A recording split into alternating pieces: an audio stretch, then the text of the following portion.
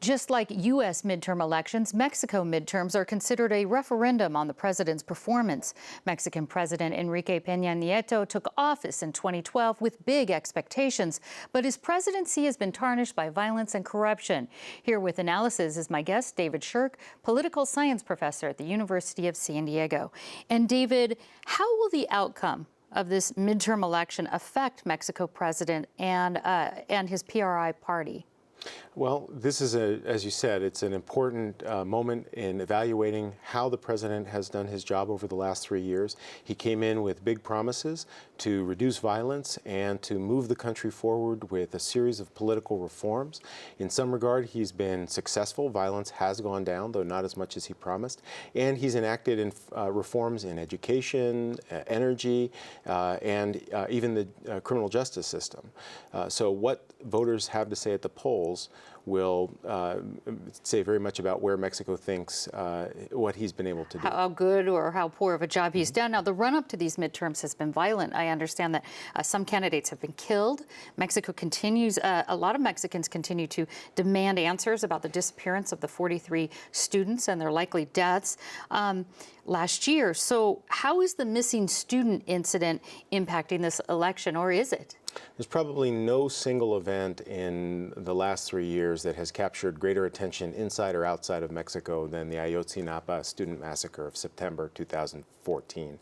And it has created a stain on the presidency of Enrique Peña Nieto because of his slow and many people believe inept response, as well as those of others in his administration.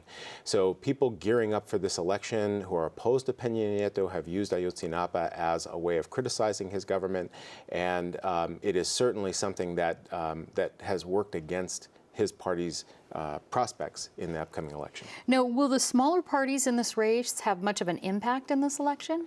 Smaller parties, some smaller parties stand to lose their registration under new federal electoral regulations that Peña Nieto has introduced.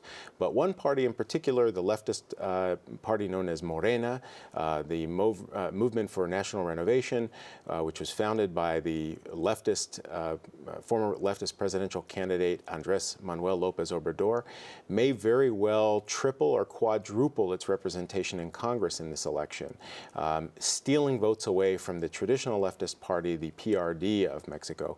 And that will definitely reshape the electoral landscape of Mexico moving ahead to the 2018 presidential elections. Now, all of Congress will be replaced in this midterm election. All 500 members of the lower house, the Chamber of Deputies of Mexico, no senators are being elected in this election, so it's really half of the Congress that's being dealt with. I see. So what's at stake here in these elections as far as U.S. and Mexico relations? Well, certainly whatever happens in Mexico has an effect on us here in the United States.